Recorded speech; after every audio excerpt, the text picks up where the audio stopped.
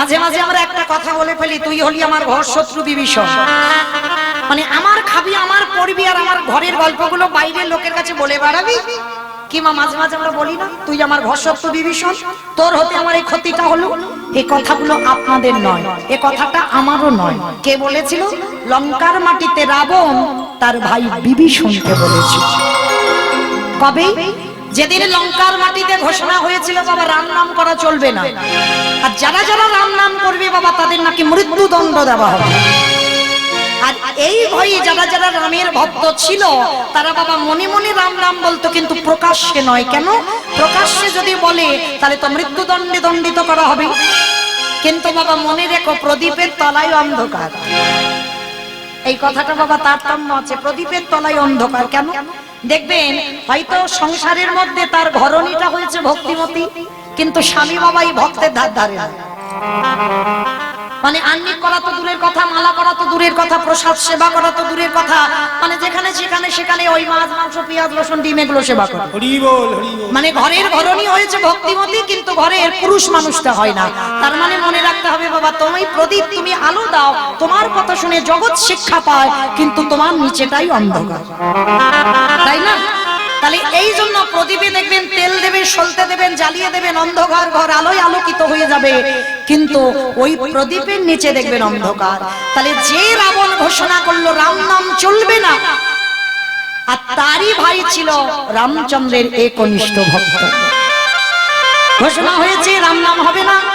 রাতের অন্ধকারে যখন সবাই লঙ্কায় ঘুমিয়ে পড়ে, বিভীষণ রামের প্রতিচ্ছবিটাকে বুকে জড়িয়ে ধরে সারা রাত ঘুমায় না বিভীষণ। ওই রামের প্রতিচ্ছবিটা নিয়ে সারা রাত শুধু হারাম হারাম বলে কাঁদে। রাম রে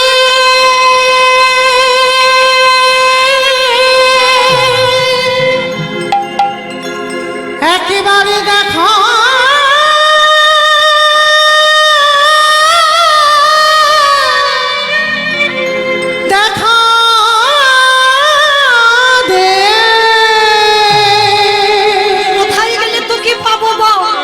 ওরে তুই নাকি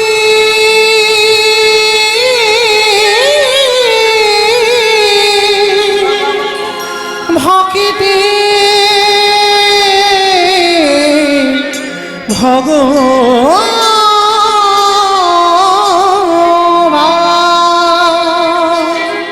আজকের যেই না বাবা হারামা হারামা বলে সারা রাত বিভীষণ কাঁদছে, একজন খবর নিয়ে গেল রাবণ রাজার কাছে, তোমার ভাই রাতের অন্ধকারে রাম রাম বলে কাঁদছে। ঊর্ধ্বশ্বাসে রাবণের তো বিশাল বড় চেহারা, ঊর্ধ্বশ্বাসে ছুটতে ছুটতে এসেছে, দরজায় কান দিয়ে দেখে না সত্যি তাই রাম রাম বলে কাঁদছে। একেবারে লাথি মেরে দরজাটা ভেঙে দিয়েছে, বিশাল বড় চেহারা তো দেখে না, আড়ালে গিয়ে রামচন্দ্রের ছবিটা নিয়ে কাঁদছে। রাবণ কাউকে কিছু না বলে পিছন থেকে এসে সজোরে একেবারে ভাইয়ের বুকে পদাঘাত করেছে।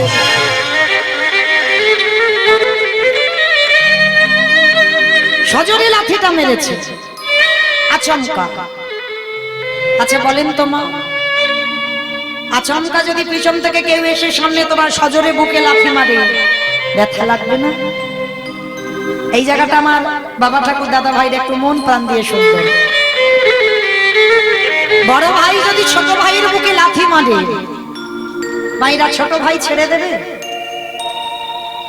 কখনো ছাড়বে? উল্টে চড় চাপড় বসিয়ে দেবে না?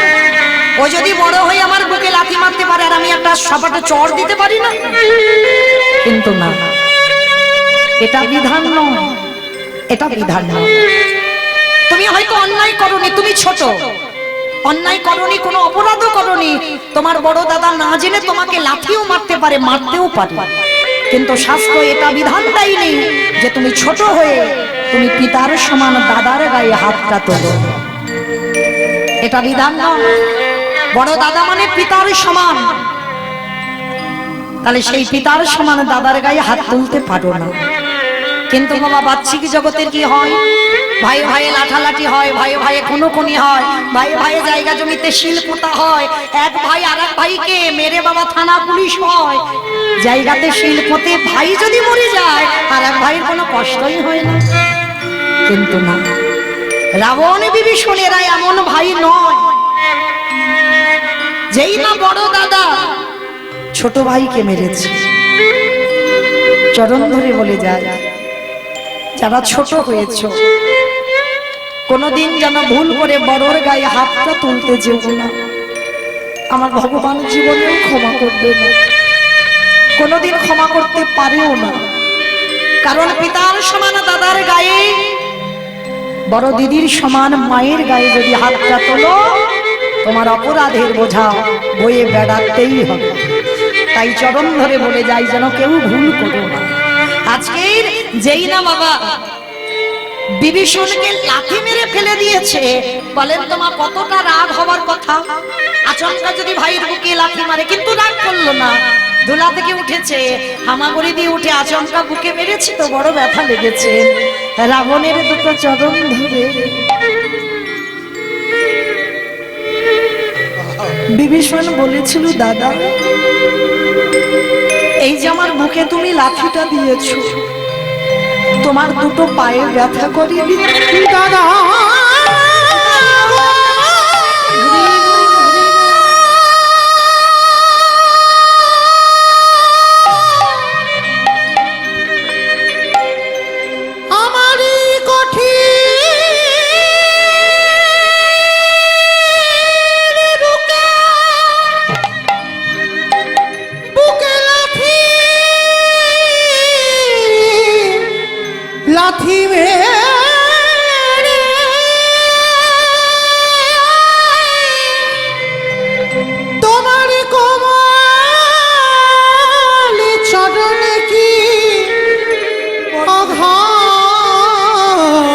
লাগে দাদা গো একেবারে বলো,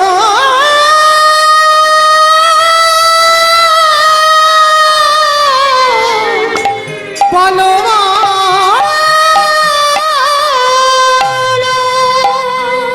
পাটা বিভীষণ ধরে বলছে, ব্যথা লাগেনি তো আমার এই কঠিন বুকে, তুমি লাঠিটা যে দিলে দূরে হয়ে যাও। ধর্ষত্র বিভীষণ, আমার খাবি, আমার পড়বি, আর আমার শত্রুর নাম ধরে ধরে কাঁদবি, বেরিয়ে যা। এই মুহূর্তে তুই রাতের অন্ধকারে আমার বাড়ি থেকে দূর হয়ে যাবি। বেশ, চলে যাচ্ছি দাদা, আর কোনোদিন আমি ফিরে আসবো না। যা যা যা যা, যার সাথ বলে কেউ নেই, সে আবার বলে চলে যাই, ঘুরে ফিরে আমার মার কাছে তোর আসতে হবে, যা বেরিয়ে যা। বিভীষণকে একটা লাথি মেরে ঘর থেকে বের করে দিয়েছে রাত্রিবেলা। আচ্ছা বলো তো মা, মাঝে মাঝে আমরাও সংসার জীবনে অনেক অনেক সময় রেগে যাই, যাই না? মনুষ্য কোলে জন্ম নিয়েছি, রাগ অবশ্যই হবে। রাগের মাথায় ছেলে হয়তো এমন অন্যায় করলো বাবা, নিজে এমন চর বসিয়ে দিয়েছে বাবা, 5টা আঙুলের দাগ বসে গেছে, এত রাগ বসে মেরেছি। আচ্ছা মা, সত্যি করে বলবেন, আধা ঘন্টা পরে কষ্ট হয় না? যে মা বকে, যে বাবা বকে, হয়তো রাগের বসে একটা ছড়ি নিয়ে ছেলেটার পিঠে একেবারে মারবে, কিন্তু দেখবেন যে বাবা মারে, আধা ঘন্টা পরে আমার মনটাই কষ্ট করে। না জানি ছেলেটাকে রাগের বসে মারলাম কত না দেখেছি। হয়তো ছেলে রাগ করে দুপুরবেলা খেতে আসছে না, কিন্তু মনটা ভিতরে কুড়ে কুড়ে খায়। না জানি ছেলেটা কোথায় গেছে, কখন আসবে, কখন রাগ ভাববে। আর যে বাবা মা মারে, আবার আধা ঘন্টা পরে সেই বাবা মা বুকে নিয়ে আদর করে। তাহলে আপনাদের আমাদের যদি এটা হয়, বিভীষণকে লাথি মেরে রাবণের কষ্ট হয়নি? হয়েছে। ভাইকে লাথি মেরে সারা রাত আর রাবণ ঘুমায়নি গো, সারা রাত একটু ঘুমায়নি, শুধু মনে মনে ভাবছে কখন আমার ভাইয়ের কাছে যাব আর একবার দেখে আসবো। ভোর থাকতে থাকতে, কারণ রাবণ তো জানে আমার লাঠিটা খেয়ে আমার ভাই কত দূর যাবে, এটা আগে থেকে আইডিয়া হয়েছিল রাবণের। ভোর হতে হতে গিয়ে দাঁড়িয়েছে রামচন্দ্রের কাছে, গিয়ে ডাকছে, ভাই ভাই কই গেলি, বেরিয়ে আয়, আমি তো দাদা এসেছি।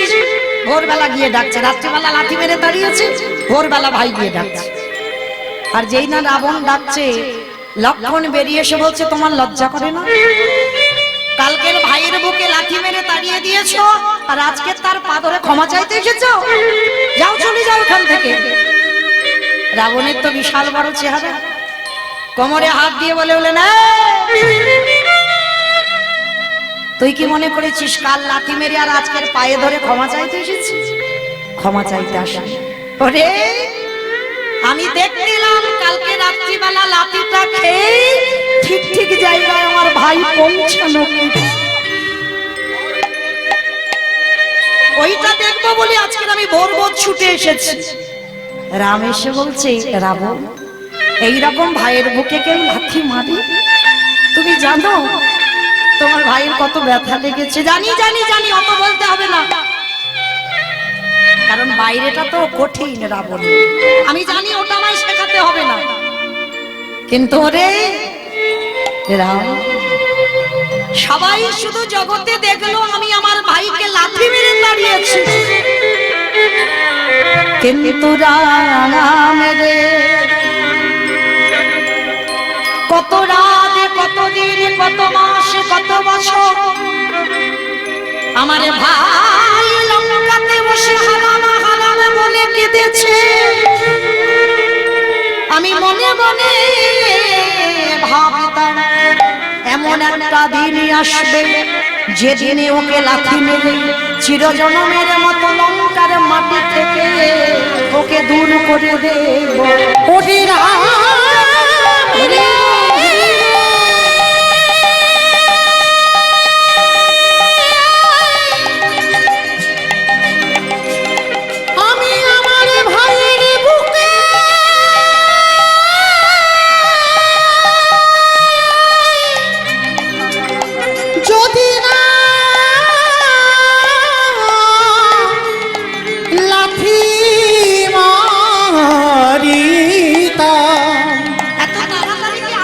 তবে কি এত তাড়াতাড়ি আমার ভাই তোর চরণে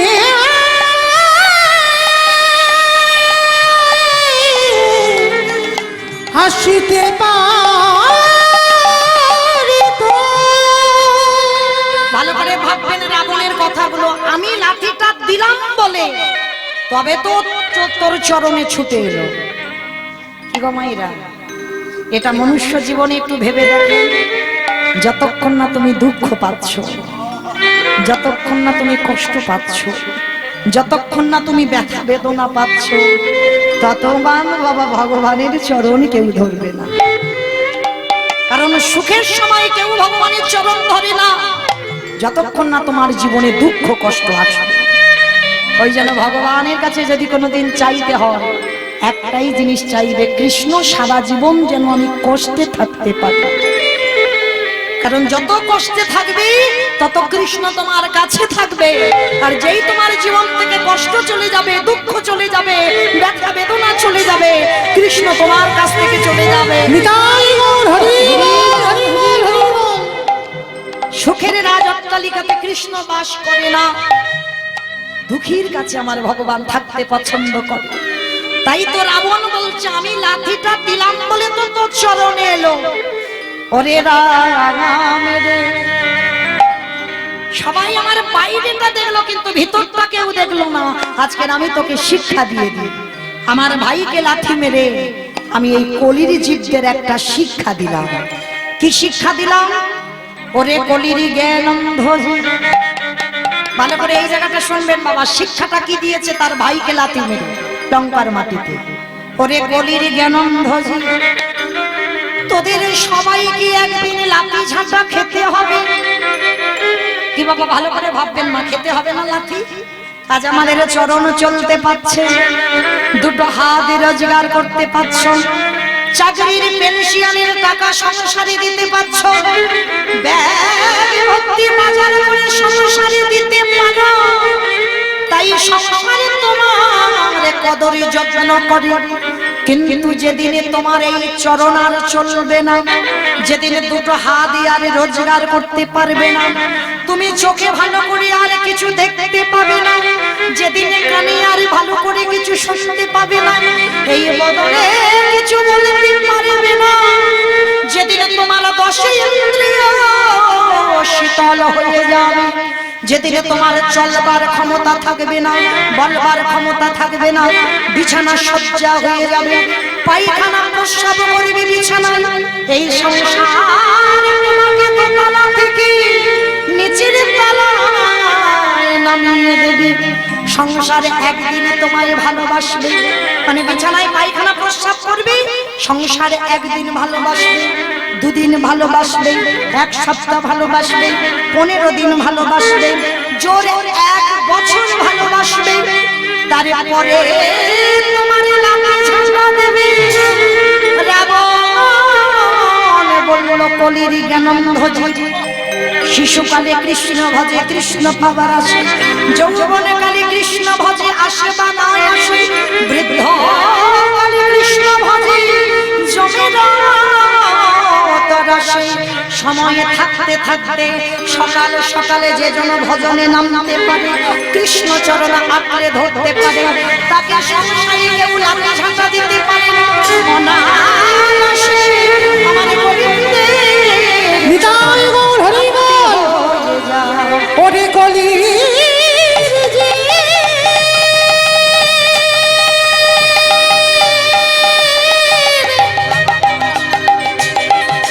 তোদের হাতে ধরে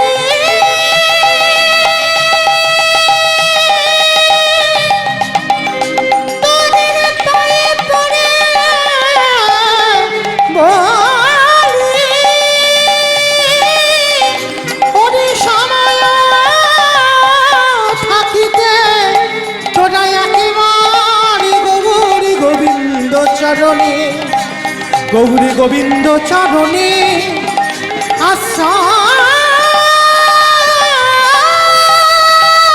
আশ্রয় নে রে। সময় থাকতে থাকতে গোবিন্দ চরণ ধর। কেন ধরতে যদি হয় সকালে নামতে হবে, বিকাল গড়ালে হবে না। চুল পেকে যাবে, দন্ত পড়ে যাবে, চামড়া আলগা হয়ে যাবে, এই সময় কৃষ্ণ ভজ। আমি কবে যাব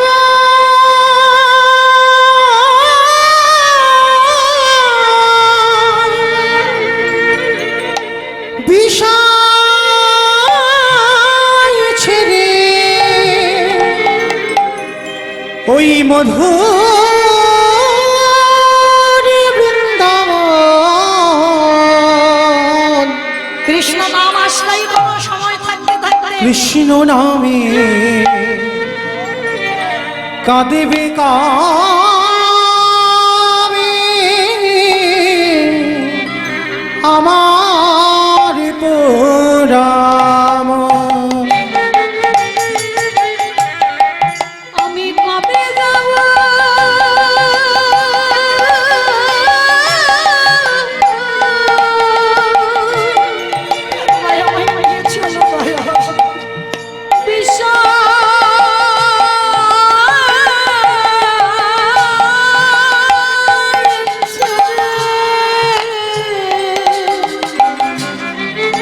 ওই মধু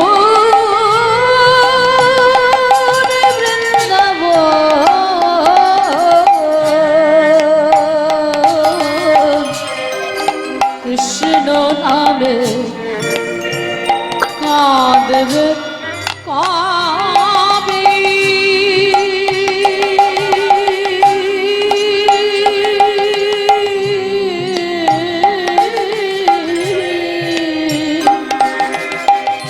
আমার পুরাম কৃষ্ণ নামে নমা বলি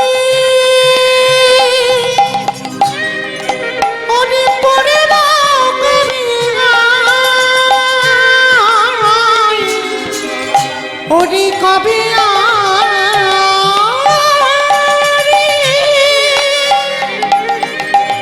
প্রাণ জুড়াবো গিয়ে মথুরায়। ওরে কৃষ্ণ আমার জীবন মন, ওই কৃষ্ণ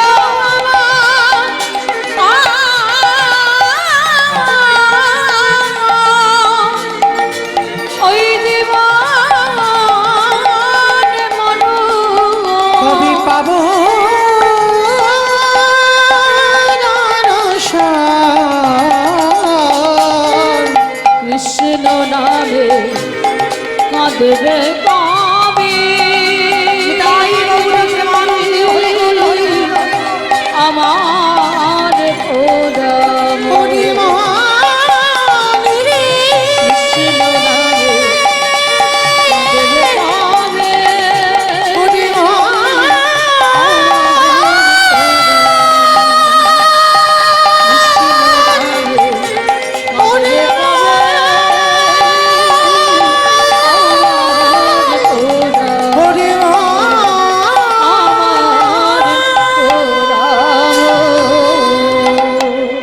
আজকে সেই রাবণ রাজাকে হত্যা করলেন রঘুপতি রামচন্দ্র। আর হত্যা করে যে অপরাধটা হলো,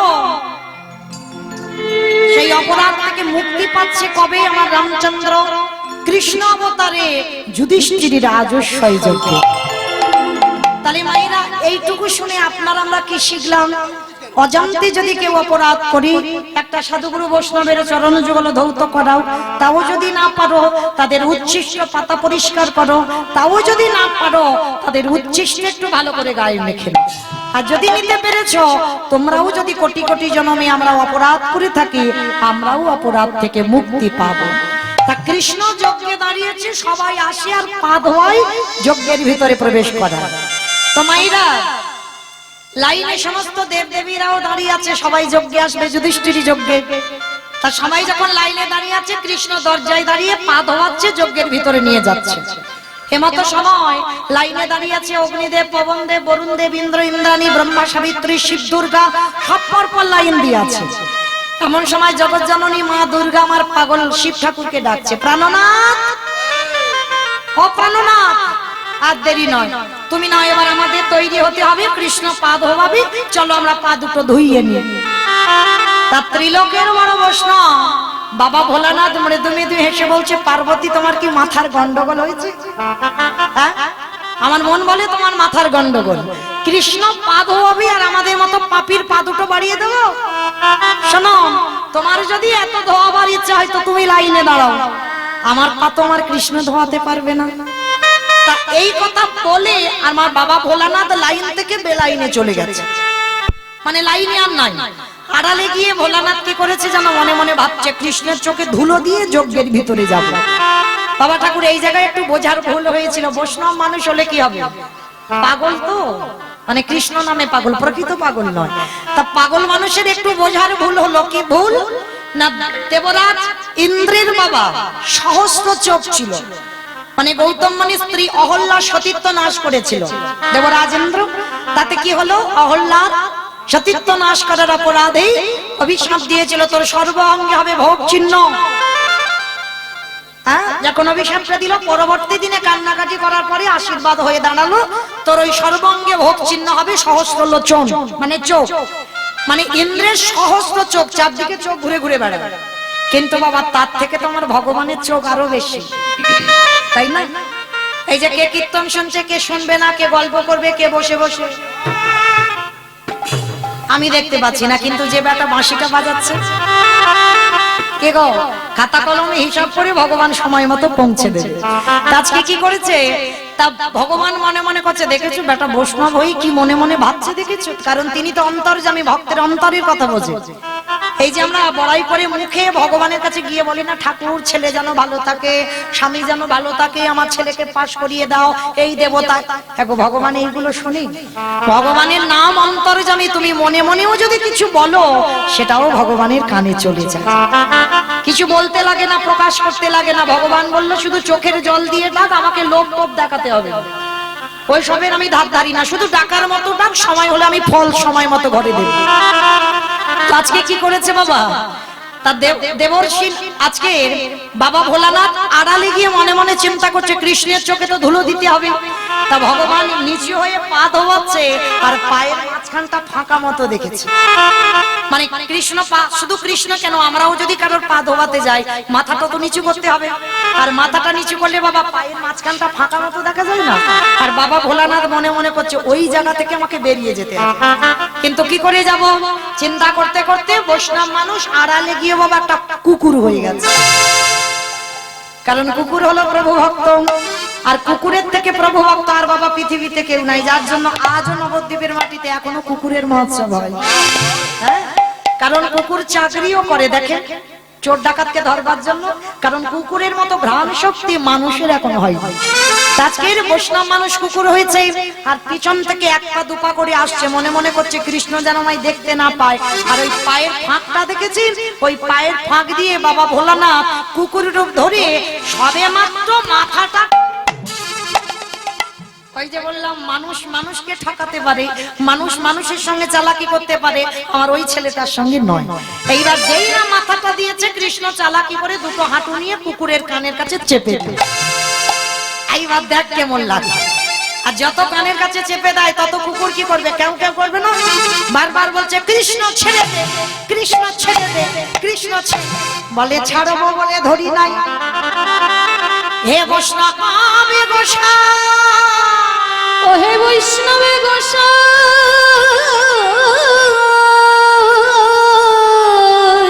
যারে একবার ধরে ফেলি, যারে একবার ধরে ফেলি, তারে জীবনে কোনোদিনই আমি আর ছাড়ি না, কোনোদিন আমি আর ছাড়ি না। আরে যারে একবারে ছেড়ে দিই, তারে জীবনে কোনোদিন আমি ধরি না। কি বললেন বাবা, বুঝতে পেরেছেন? যারে ধরে তারে ছাড়ে না, যারে ছাড়ে তারে জীবনে ধরে না। প্রমাণ দিয়ে গেছে বাবা, মৌমিতার মুখের কথা কাউকে বিশ্বাস করতে হবে না, শাস্ত্র নিয়ে কথা বলবো। ভগবান যাকে ছেড়ে দেয় তাকে জীবনে আর ধরে? যদি ধরতো তাহলে সীতামাকে উদ্ধার করবার জন্য যদি হনুমানের দল, ভল্লুকের দল সাগরে সেতু নির্মাণ করছিল, একটা করে পাথর ফেলছে, পাথর ভাসছে। রামচন্দ্র মনে মনে ভাবলো, আমার বউ চুরি হয়েছে, আমি কোনো কর্ম করব না, আমাকে তো একটু দু চারটে পাথর ফেলতে হবে। তার যখনই ফেলতে গেল বাবা, দেখে না পাথরটা ডুবে যাচ্ছে। হনুমানকে প্রশ্ন করেছিল, হনুমান এটা কি করে হচ্ছে? বলে কেন দয়াময়, আমরা যে পাথরে ফেলেছি তার গায়ে রাম নামে লেখা আছে, আর তুমি যে পাথরে ফেলেছো তার গায়ে রাম নামে লেখা নাই। তাহলে রাম নাম লেখা নাই বলে পাথরটা জলে ডুবে যাচ্ছে। কি মা এটা ঠিক? ধুর, এটা তো বাইরের কথা, এইটা ঠিক নয়। একটু তলিয়ে ভাবার নাম হলো তত্ত্ব বাবা, ভিতরে দিয়ে একটু খুঁজতে হবে। দেখেন, ভগবানে জানি একেবারে ছেড়ে দেয়, সে তো কোনোদিন মাথা তুলে দাঁড়াতে পারে না, কোনোদিন মাথা তুলে দাঁড়াতে পারে না। এই সংসার রূপ সমুদ্রে এই কলির মানব যদি আমার গোবিন্দ চরণ আঁকড়ে ধরে সংসার করতে জানে, তাদের অনায়াসে ভব নদী পার করে দিই। কিন্তু কলির জীব এরা যদি সংসার সমুদ্রে শুধু হাবুডুবু খাই, কৃষ্ণ চরণের ধারে ধারে না, তাকে আমি কি করি জানো? কোনোদিন হাত ধরে টেনে তুলি না, ওই অতল সমুদ্রের মাঝে তলিয়ে দিই। যে জানে কৃষ্ণ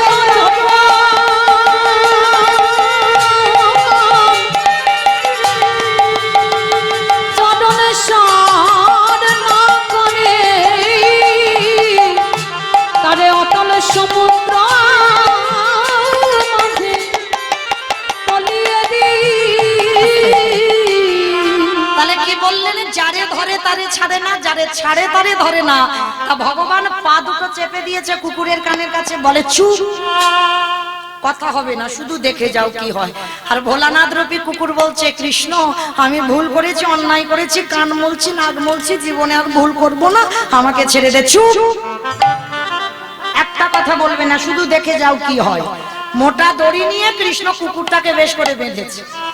এইবার যেই না বেঁধে দিয়েছে, কুকুর তার কিছু করতে পারছে না, শুধু চারটে পা নিয়ে ছটছট করছে। ভগবান বলে এবার এর পায়ের ব্যবস্থা করতে হবে। মোটা দড়ি নিয়ে কুকুরের চারটে পা এক জায়গায় বেঁধে দিয়েছে। আর যেই না চারটে পা এক জায়গায় বেঁধে দিল, শুধু নয়নে জলে বুকু ভাসিয়ে কাঁদে, আর কিছু করতে পারছে না তো। কাঁদে আরে বলে, কৃষ্ণ আমায় ক্ষমা করে দে। চুপ, কথা হবে না, বললাম শুধু দেখে যাও। সবার পা ধুইয়েছে ঘটিতে করে জলে নিয়ে, কৃষ্ণ দয়াময় ওই কুকুরের চারটে চাপা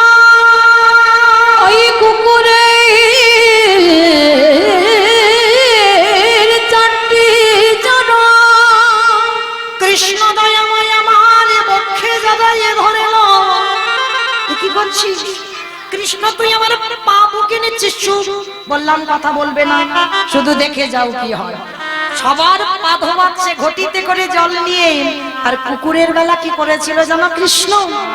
খালি বিলি নদী নালা পুকুরে ঘাটের জলে নয়। কৃষ্ণ দয়াময়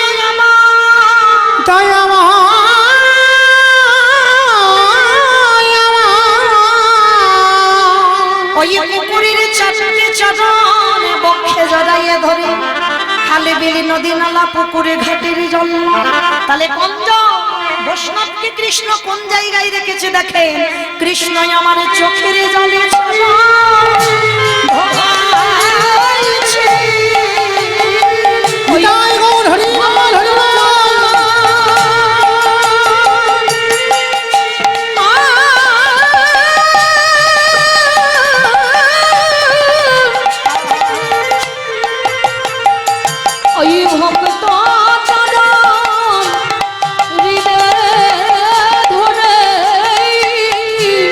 চোখে জলে চরণে ধোয়া ধোয়াইছে।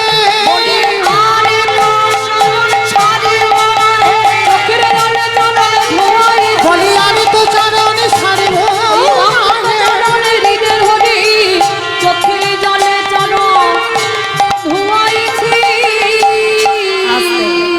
এইবার কৃষ্ণের চোখের জলে যখন পড়ছে কুকুরের রূপী ভোলানাথ কাঁদছে আর বলছে কৃষ্ণ এই জীবনে যে অপরাধী আমি করে ফেললাম, এই অপরাধী আমি খণ্ডন করব আগত কলিকালে। আগত কলিকালে আমি কথা দিলাম কৃষ্ণ কলিকালে আর আমি শিব হব না, কলিকালে হব অদ্বৈত আচার্য গোসাই। আর তুই আমার কৃষ্ণ হবি না, তুই হবি আমার নদী আরে নিমাই চা। আর একটা কথা দে, কারোর ডাকে আসবি না কিন্তু আমি 12 বৎসরে তুলসী ভাসিয়ে তোকে বৃন্দাবন থেকে নদিয়ায় ডাক করাবো। শুধুমাত্র আমার ডাকে তুই নদিয়ায় নামবি। আর যেদিন নদিয়ায় আসবি আমি শান্তিপুরের সিপাট থেকে তোর সঙ্গে দেখা করতে যাব।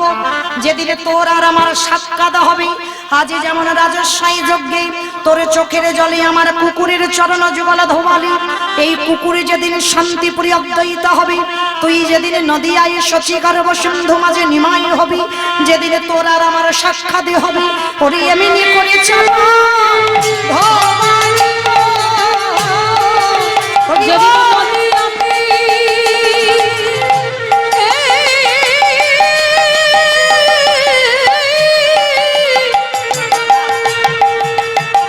যেদিন নদী নিমাই হবি আমি এমনি চরণ ধুয়াইবা। বলি সেই দিনের দিনে শোধ করিব, এমনি করে বলি সেই দিনে শোধ করিব, এমনি করে ধুয়াইব চোখের জলে চরণ ধুয়াইব। যার জন্য কলিকালে শিব নয়, কলিকালে হলো অদ্বৈত আচার্য গোসাই। আর সত্য ত্রেতা দাপরেতে আমার বাবা ভোলানাথ হয়েছিল, কলিতে ভোলানাথ নয় অদ্বৈত আচার্য। আজকের মহাপ্রভুর ভাব কেমন? কেহ বলে পুরবিলে রাবণ বধিলা, কেহ বলে পুরবিতি রাবণ বধিলা। আস্তে অমাইরা উলু কই। কেহ বলে পুরবিলে রাবণ বধিলা, আমার গোনারি গোরা গোরা গোরা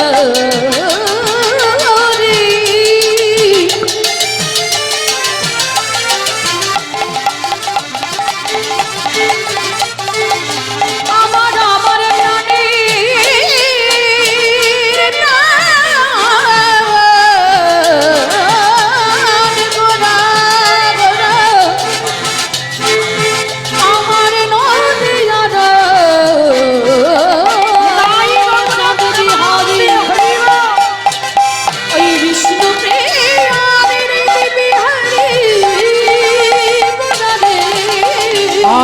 কেহ বলি পুনাবিতি রাবণ বুঝিলা বলি গোলকে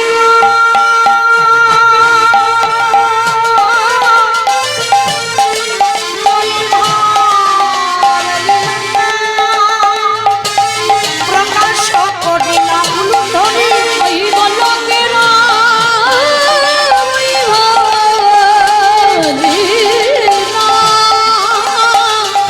প্রকাশ করিলা শ্রী রাধারে ভাবে বোধায়া বোতা শ্রী রাধারে ভাবে গোদালা বোতা শ্রীরাধারে ভাবিয়ে রে গোরায়বতা ওই শ্রী রাধারে ভাবে গোদালা বোতা হরে কৃষ্ণ নামে গৌর করিলা প্রচার ওই হরে কৃষ্ণ নাম গৌর করিলা ওই হরে কৃষ্ণ নাম গৌর করিলা প্রচার এইবারে লীলা প্রকাশ হলো এইবারে লীলা প্রকাশ হলো এইবারে লীলা প্রকাশ হলো এইবারে লীলা প্রকাশ হলো গোলকের বৈভবে লীলা প্রকাশ করিলা ওই মনবীর বৈভবে লীলা প্রকাশ করিলা বাসুদেব ঘোষে কহি করি জোর করি জোড় আজ যে সেই কৃষ্ণ সেই তো জগন্নাথ অবশ্যই তো জগন্নাথ বাসুদেব ঘোষে কাহে এইবারে লীলা প্রকাশ হলো বাসুদেব ঘোষে কহে এইবারে লীলা প্রকাশ হলো বাসুদেব ঘোষে কাহে এইবারে লীলা প্রকাশ হলো বাসুদেব বসে কহে এইবারে লীলা প্রকাশ হলো বাসুদেব ঘোষে কাহে এইবার লীলা প্রকাশ হলো বাসুদেব তাই আমরা কৃষ্ণ হরি বল হরি বল হরি বল বাসুদেব ঘোষ ঘোষে কহে এইবার লীলা প্রকাশ হলো ওগো বাসুদেব ঘোষে কহে জানি তাই চলুন এবার আমার সবাই এই স্থান পরিত্যাগ করে চলে যাবো মধুময় শ্রীধাম বৃন্দাবন। তারপর সবাই মিলে সন্ধ্যাবেলায় মানে দিনের শেষ সন্ধ্যার শুরু মানে সময়টা আমাদের শুধুমাত্র ভজন সাধনের সময়, কোনো আন কথা ভাবার সময় নয়, আন কথা বলবারও সময় নয়। কই দেখি প্রেম চাকবার সবাই মিলে বলেন তো গৌর সুন্দরী কি ধ্বনিটা হলো কি তোমায় এটাও জয়। আমি বললাম ধ্বনিটা হলো কি, এটা নাকি জয়, এটা জয় নয়। এত জোরে জয় দাও কত দূর শোনা যাবে? ও বহরমপুর টাউন শোনা যাবে। বহরমপুর টাউন যাবে যাবে আর একটু দূরে বলে ভালো তো না? লালবাগ যাবে বাবা, লালবাগ যাবে। ঘন্টি বলছে লালবাগ যাবে। আচ্ছা মানে মনে বিশ্বাস আছে, জোর আছে যে যাবেই, কারণ ভগবান পেতে গেলে বিশ্বাস আর ভক্তি এই দুটো আগে দরকার, তবেই বাবা কৃপা হয়। আচ্ছা দেখি মা সবাই মিলে একবার আত্মনিবেদন করেন তো দেখি সবাই ভগবানের চরণে। বাহ, প্রত্যেকে আমার দাদা ভাই বাবা ঠাকুর যারা আছেন সবার চরণ ধরে কেমন আমার ওই জায়গাটা একটু ধসে মতো যাচ্ছে, তোলো দেখি তোলো।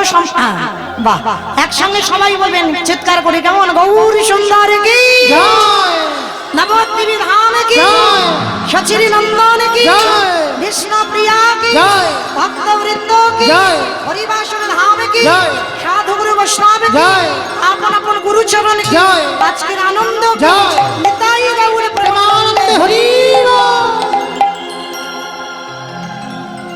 বেশ, যারা যারা ক্যামেরা গুলো করছে শুধু শুধু আমায় তুলবে আর এগুলো কি করতে আছে?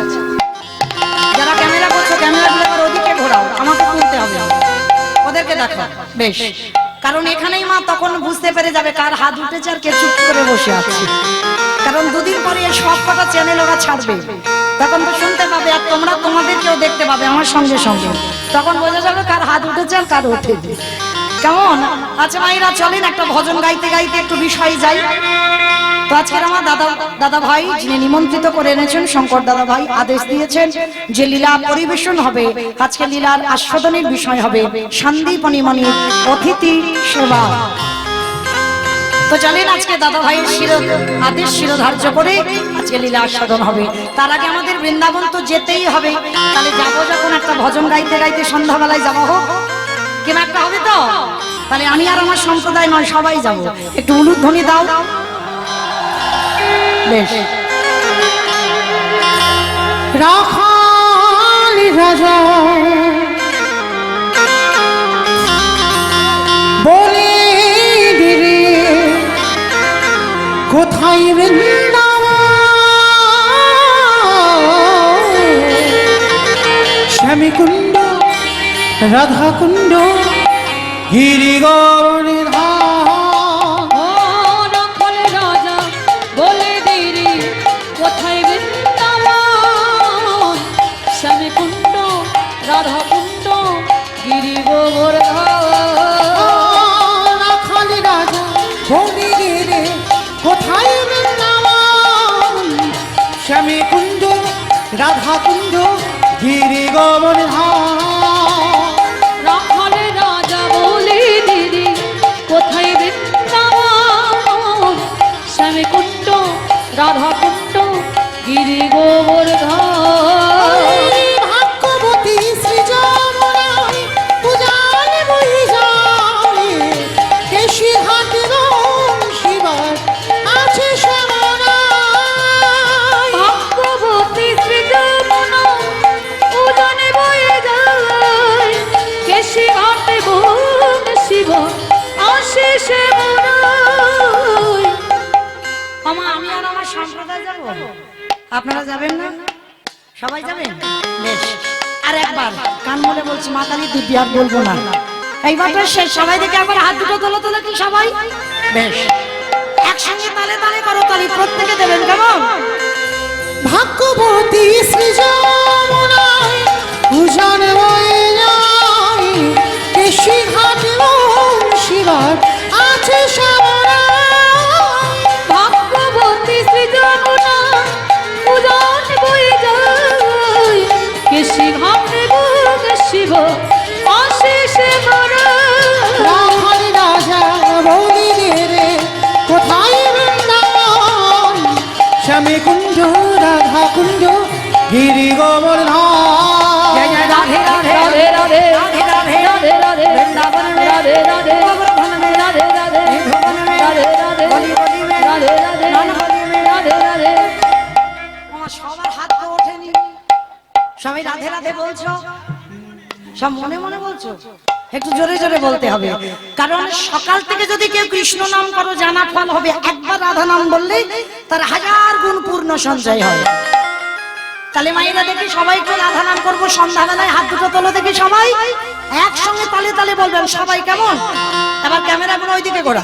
জয় জয় রাধে রাধে রাধে রাধে রাধে রাধে রাধে রাধে বৃন্দাবন মে রাধে রাধে গোবর্ধন মে রাধে রাধে নিধন মে রাধে রাধে সাদা মে রাধে রাধে গলি গলি মে রাধে রাধে স্নান গলি মে রাধে রাধে স্নান গলি মে রাধে রাধে দর্শনা মে রাধে রাধে রাধা কুন মে রাধে রাধে জোরসে বলো রাধে রাধে ধীরসে বলো রাধে রাধে বাঁকে বিহারি রাধে রাধে বাঁকে বিহারি রাধে রাধে রাধা সুবন মে রাধে রাধে হরিদ্বার মে রাধে রাধে প্রেম সে বলো রাধে রাধে ধামসে বলো রাধে রাধে রাখালি রাজা বলি রে কোথায় বৃন্দাবন, শ্যামী কুণ্ড রাধা কুণ্ড গিরি গোবর্ধন।